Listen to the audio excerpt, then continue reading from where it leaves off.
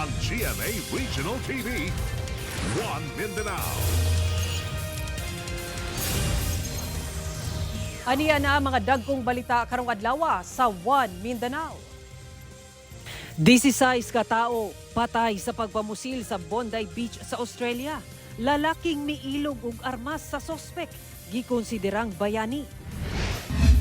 Police Regional Office 11 mibutyag nga walay hulga sa seguridad sa riyon ug nasod bisan gikan sa Davao ang duha ka gunman sa Bondi Beach shooting sa Australia. 5 ka lalaki nga target sa warrant of arrest, patay human giingong misukol sa kapulisan sa Cotabato. Parte sa kapin 87 million pesos nga flood control project sa Sison, Surigao del Norte, naguba gumikan sa sagunsong pagbaha. Karong Kapaskuhan, gumikan sa sobrang traffic, temporary traffic scheme, ipatuman sa Cagayan de Oro City. Kini ang GMA Regional TV, One Mindanao. Mayong hapon, Mindanao. Ako, si Sara Hilomen Velasco. Nakuhaan og video ang aktwal nga pagpamusil sa mga mitambong sa usa ka Jewish festival sa Bondi Beach sa Australia adlawng Domingo nga mikalas og 16 ka kinabuhi. Samtang gidayeg ang usa ka concerned citizen nga miilog sa armas sa usa sa mga sospek. Aning report.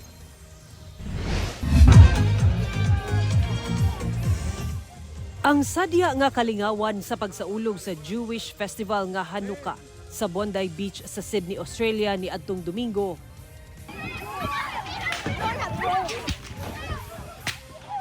Nabulabog sa sunod-sunod nga buto sa pusil. Nga milungtad ug napulo ka minuto.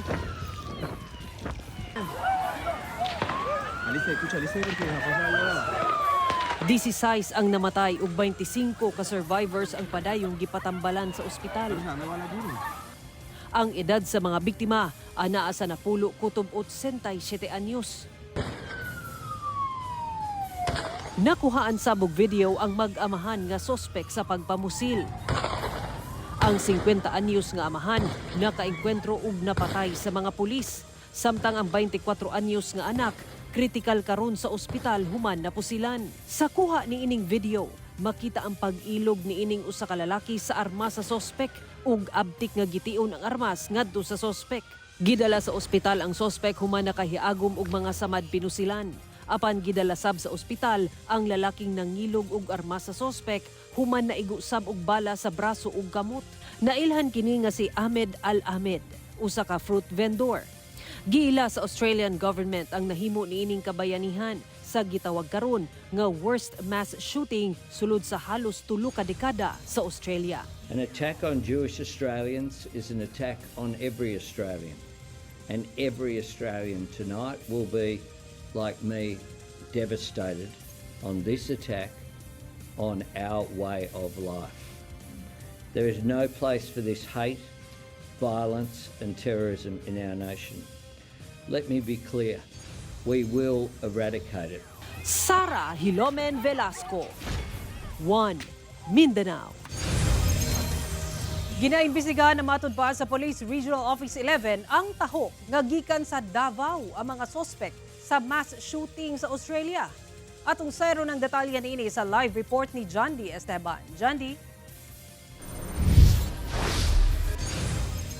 Sara, dili matud pa seryosong bahad ang report nga nigikan og Davao ang magamahang suspect sa Bondi Beach mass shooting. Parayon pa usab ang ilahang investigasyon. Uyon ang Police Regional Office 11 sa una ng pahayag sa National Security Council nga dili seryosong bahad ang impormasyon nga Davao ang uhing giadtuan sa magamahang suspect una ang mass shooting sa Bondi Beach sa Sydney, Australia. Ang maong impormasyon gikan sa Bureau of Immigration.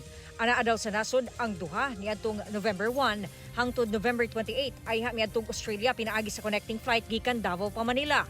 Hinoon ginaimbestigahan na nila ang mong taho. Davao region don't have any direct threat. Police Regional Office 11 along with other agencies are conducting investigation if indeed they arrived in Davao. If ever they arrived in Davao, where did they stay, who are the people they met, or if they only passed by Davao, or indeed they did not arrive in Davao, they stayed in another place. Gawas sa wala pa nabalidar ang impormasyon, dili usab daw kini matawag nga intelligence failure o pakya sa intelligence gathering. Hindi na natin masabi na lapse din yun, no? Kasi kung anuhin din natin, hindi naman matawag natin na perfect yung list, no, ng mga names. Kasi ready naman may mga bagong sibol, mga bagong na-recruit, diba? So, at least, ang ano natin is, tawag nito, makuha natin yung iba pang mga information. Gisiguro sab sa kapulisan nga hugot ang seguridad sa rehiyon labi pa nga holiday season. Karon sa dagsa ang tao. Ang Eastern Mindanao Command gihimugatan nga walay training ground ang mga terorista sa Eastern Mindanao butang nga dili matud paangay mabalaka taliwala sa taho nga kuno nagbansay ang duha dinhi sa Mindanao. We can assure you that the area of Eastern Mindanao Command, no, is free, no, from those terrorists kung meron man. And again, wala pong report na gano'n. Gikumpirma sa Ismingcom nga mibisita sa 10th Infantry Division sa Mawao, Davao de Oro karong adlaw si Defense Secretary Gilbert Chodoro. Aban wala daw kalabutan sa nasangpit ang pagbisita niini. Just the ma'am, troops visitation of our DND. Sara, base sa gipagulang statement sa Malacanang, gitawag nilang misleading ang mga report nga nagportray sa Pilipinas nga kuno training spot o training ground sa mga violent extremist group. Ilabi pa nga wala pa na validate ang impormasyon nga kuno ang mag-amahang suspect nagtraining dinhi sa nasod. Sara. Kay daghang salamat, John D. Esteban. Atong sayro ng dugang pang mga balita sa Mindanao, makabanato si James Paulo Yap live sa Cagayan de Oro City. James? Salamat, Sara. Nagmugna og huot nga dagan sa trapiko sa kadalanan sa General Santos City. Human nga mibabag sa tunga sa kalsada ang bundle sa scrap metal nga lata nga nangahulog gikan sa gikargahang truck. Ang detalye sa report ni Efren Mamak, exclusive.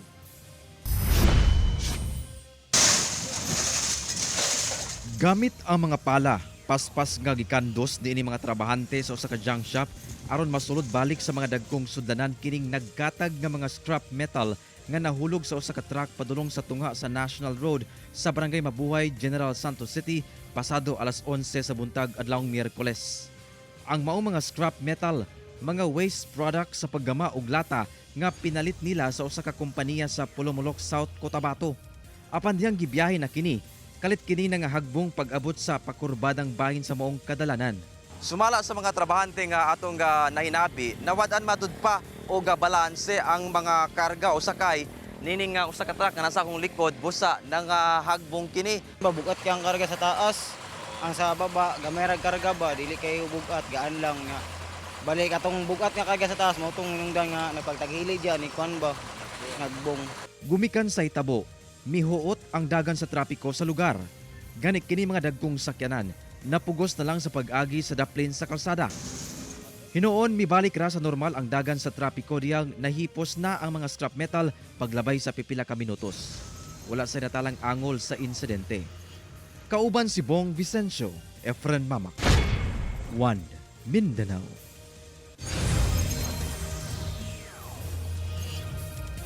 Lima ka lalaki nga target sa warrant of arrest sa Kabakan, Cotabato, patay. Human giingong misukol sa kapulisan. Samtang usa ka babae sa kasikbit nga lugar sab ang nasikop atol sa pagsilbi og search warrant sa kapulisan. Ang detalye sa report ni Efren Mamak. Nagbuyod na kini mga lima ka kalalakinan sa gawas sa ilang panimalay. Human napatay atol sa pagsilbi og warrant of arrest sa kasong murder sa kapulisan. PIDEA ug Philippine Drug Enforcement Unit 12 sa Sitio Dima, Barangay Lower, Paatan, Kabakan, Cotabato, banda alas 5 sa buntag adlawng Martes. Matud sa Cotabato Police Provincial Office, target matud pa sa maong warrant of arrest ang usa ka grupo nga gipanguluhan sa usa ka lalaking ingong commander kinsa kanhi miyembro sa MILF kinsa nalakip sa napatay. Misukol kuno ang maong grupo sa otoridad hinungdan nga napatay. It resulted to the death of 5 katao. para maklaro po, yung 5 namatay po is doon po sa subject ng warrant of arrest. Kasi po nung iserve na yung warrant of arrest, nag-resist po itong grupo na ito. Nasayran nga ang maong grupo, dunay kalambigitan sa mga kaso sa pagpatay sa maong probinsya. Itong mga namatay po ay mga suspect din po sa nangyaring mga shooting incident sa area. Katulad na lamang po nung nabiktima na nagpapabili ng malunggay at pandesal. Narecover gikan sa suspects ang mga armas sama sa usa ka M14 rifle, 2 ka kalibre 45 nga pusil, usa ka 12 gauge shotgun o granada. Gilubong na ang patayng lawas sa mga biktima subay sa Islamic rights. Ginakuwaan pa og pahayag ang kabanay niini. Samtang atol sa pagsilbi og warrant of arrest, dungan sab nga gisilbi ang search warrant batok sa 4 kalaay mga suspect nga nagtinir sa kasigbit nga panimalay sa maong lugar. Sumala sa kapulisan, ang mga target paryente sa napatay nga giingong commander apan atol sa operasyon. Walay naabtan ang kapulisan gawas lang sa usa ka babaeng suspect nga nag-edad og 38 kinsa gilayong gisikop. Pipila ka illegal nga droga o drug paraphernalia ang na-recover matud pa sa panimalay niini. 4 na subject po ng search warrant na may tig-2 search warrant. Ibig sabihin 8 search warrant. In every target may 2 violation sa Republic Act 9165 and Republic Act 10591. And doon sa 4 na subject ng search warrant, isa po ang ating nahuli. Ginakuwaan pa kini og pahayag. Kauban si Bong Vicencio, Efren Mama. 1 Mindanao.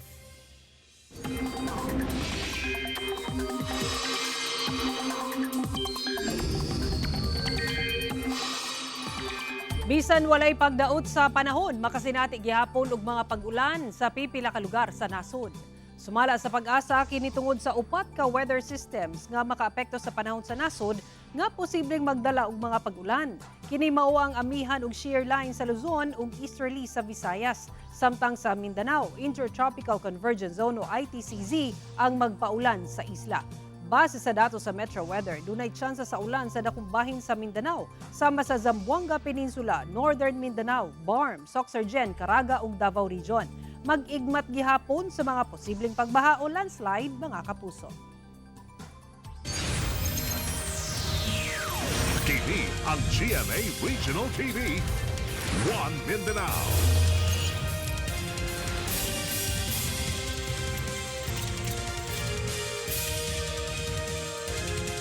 Portion sa kapin 87 million pesos nga flood control mitigation project sa Barangay Mabuhay sa lungsod sa Sison, Surigao del Norte naguba tungod sa sagunsong pagbaha.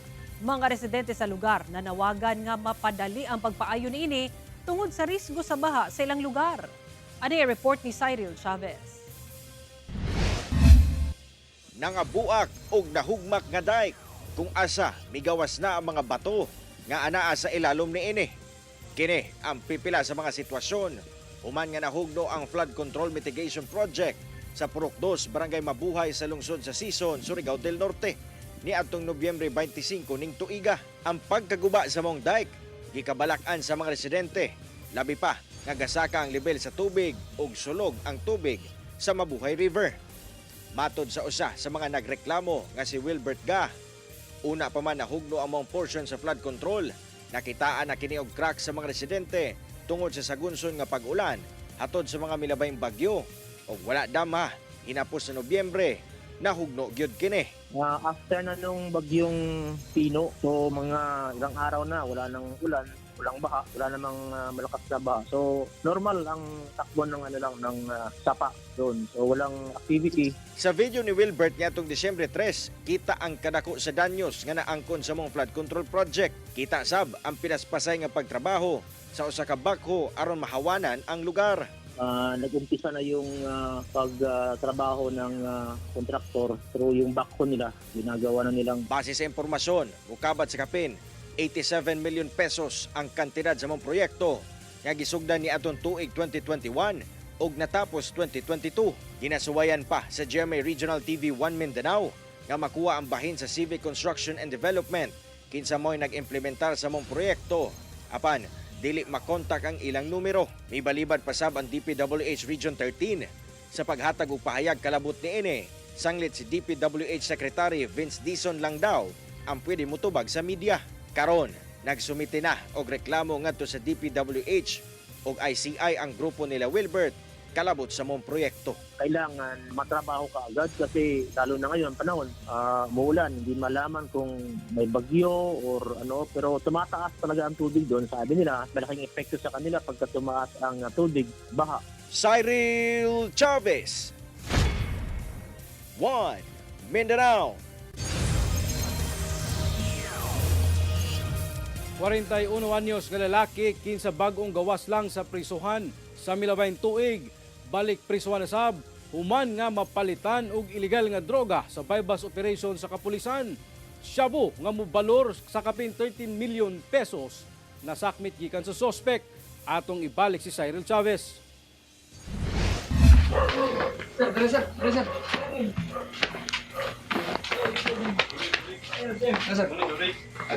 Sa pagpanguna sa City Drug Enforcement Unit sa Cagayan de Oro City Police Office, paspas nilang gironda ang gipuy ang balay sa ilang target sa puro 4 barangay gusa ning syudad.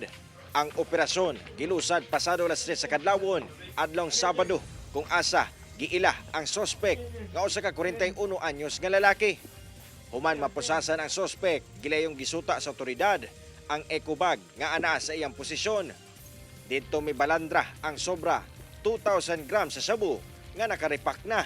Matod sa protein, taod-taod na nila gipanid-an ang lihok sa suspect kinsa nahibal-ang bag-o lang nakagawa sa prisuhan sa milabayng tuig.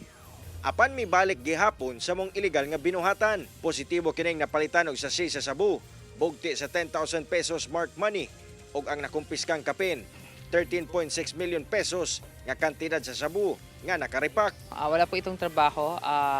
He was just released last year, no, from prison sa kanyang previous record o sa kanyang previous case na involvement din sa pagbebenta ng illegal drugs. Ginasuwayan pa sa GMA Regional TV 1 Mindanao nga makuha ang pahayag sa suspect. Apan daan na kini miangkon sa kapulisan nga gatulak yun siya og illegal nga droga.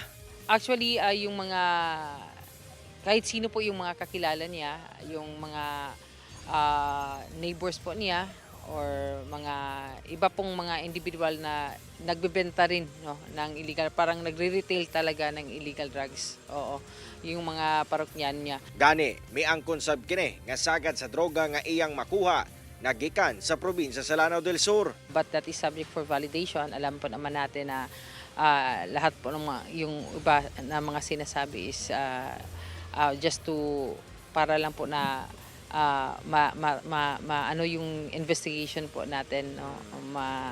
Mataliwas po yung investigation natin. Kasong paglapas sa RA 9165 ang atubangon sa suspect. Dako sabang pagpasalamat sa kapulisan nga napugnan ang pagkatag sa bulto sa illegal nga droga sa rehiyon.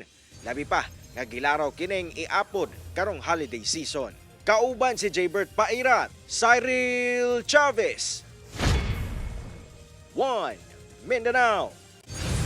Human ang ilang makasaysayanon nga kadaugan sa 2025 Balarong Pambansa.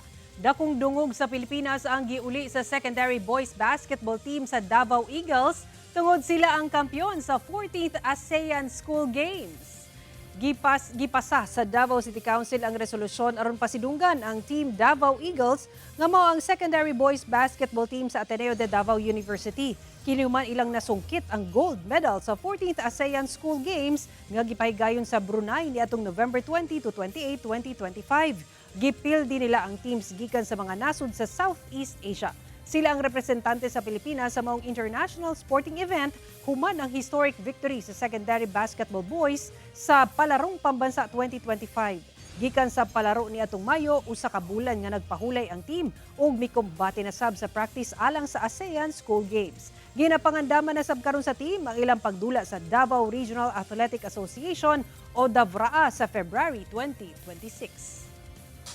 For me, ang pinaka-edge nato is ang atong murag willingness to adapt, willingness to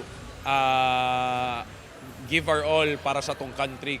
We are very grateful and thankful na madala na mo ang Davao dili lang sa Pilipinas kundi sa laing nasod. Good news alang sa mga mamumuo sa Zamboanga Peninsula kay ipatuman na ang inyong usbaw sa suhulan sugod January 1, 2026. Sumala sa National Wages and Productivity Commission alang sa non-agricultural, agriculture ug retail o service establishments, 50 pesos ang isa ka sa daily minimum wage nga ihatag sulod sa duha ka tranche. Ang una ipatuman na sa January 1, 2026. Mahimo ng 439 pesos ang daily minimum wage sa non-agricultural establishments nga dunay napulo ka empleyado pataas. Mahimong 426 pesos ang sa agriculture establishments o retail o service establishments nga dunay siyam ka empleyado paubos. Ang second tranche ihatag sa June 1, 2026. Mahimong 464 na ang daily minimum wage sa non-agricultural establishments, samtang 451 sa agriculture establishments o retail o service establishments. Halos 40 million pesos nga kantidad sa smuggled nga sigarilyo ang nasakmit ato sa managlahing operasyon sa Philippine Navy sa Basilan ug sa Zamboanga City. Ana sa 519 ka master cases, lakip 12 ka rim sa smuggled nga sigarilyo nga gisakay sa usa ka bangka ang nasakmit sa Philippine Navy ato sa maritime operation sa Tolonpisa Island sa Basilan niadtong Domingo. Mukan tirad kini sa kapin 29.9 million pesos. Samtang niadtong December 9, anaasab sa kapin 7 million pesos nga balor sa 120 ka master cases sa smuggled cigarettes nga gisakay sa usa ka motorized bangka ang nasakmit sa usa ka island sa maong probinsya. Samtang sa Zamboanga City, anaasab sa kapin 2.9 million pesos nga kantidad sa 137 ka master cases nga smuggled cigarettes nga gisakay sa usa ka bangka ang nasakmit sa baybay sa Barangay Recodo adlawng Biyernes. Matod sa Western Mindanao Naval Command, posibleng mag-atubang og kasong may kalabutan sa anti-smuggling ang pipila ka mga crew nga nadakpan ato sa mga operasyon. Gikustudiya kini karon lakip mga kontrabando sa NBI Western Mindanao Regional Office 9 alang sa saktong disposisyon. TV ang GMA Regional TV. One Mindanao. Gumikan sa sobrang traffic nga nasinati karong holiday season sa Cagayan de Oro City, temporary traffic scheme ipatuman sa Roads and Traffic Administration kun RTA. Kini ang tubag sa ahensya sa nagkagrabing problema sa trapiko, ilabi na kung rush hours. Ani report ni Cyril Chavez. Pinasikat sa executive order nga gipagawa si Cagayan de Oro City Mayor Rolando Uy, ipatuman sa Roads and Traffic Administration kun RTA ang temporary traffic scheme sa mga nag-unang kadalanan sa syudad karong holiday season.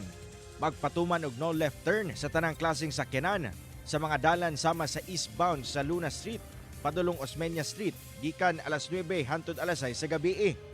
North Concourse gikan alas 3 sa hapon hangtod alas 7 sa gabi. Lunes hangtod Domingo, aduna sab ipatuman nga mga no parking zones labi na sa mga dalan nga huot ang dagan sa trapiko sama sa Captain V. Roa Street, padulong Luna Street ug CM Recto Avenue. Temporary no U-turn sab sa Osmeña Street, padulong CM Recto Gramonal Street. Magpatuman sab og truck ban sa CM Recto Avenue, padulong Don A. Velez Street ug Valenzuela Street. Gikan kini alas 6 sa buntag hangtod alas 10 sa gabi. Temporary bus ug modern jeep no entry sab ang ipatuman sa pipila ka mga dalan sama sa CM Recto Avenue, labi na sa mga intermunicipal routes. No right turn on red signal sab ang gikan sa Osmeña, padulong CM Recto Avenue. Inaamanggoy mga mall sales, no? So usa sa nakita labi na sa side sa ato ang engineering nga aning mga orasa mubugat ang dagan sa trapiko di ay. So usa sa ato ang initiative nga nakita og strategiya nga pambutangan nato og mga barriers uban sa traffic scheme, no? Nga sa matag karon unya di nato mabantayan nga nibugat na di ang dagan sa traffic tungod sa mga nagkadaiya nga sales, no?